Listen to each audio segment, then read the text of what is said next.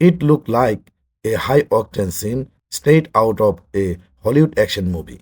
US commandos rappelled down from helicopters onto a massive oil tanker in the middle of rough seas. In this dramatic operation, the United States Coast Guard seized an oil tanker in the waters of the Caribbean and the Pacific Ocean. Speaking at a recent White House press conference, President Donald Trump confirmed the authenticity of the operation.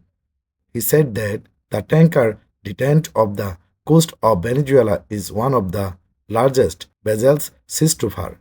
President Trump made it clear that the confiscated will now remain under the custody of the United States.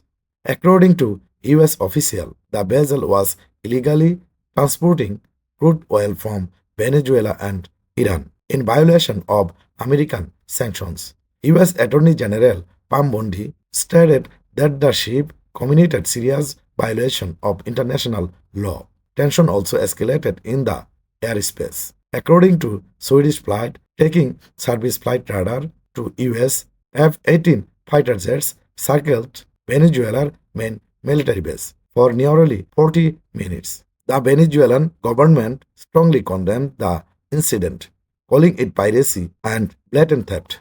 President Nicolas Maduro issued a stern warning, vying to defend the country's sovereignty at any cost.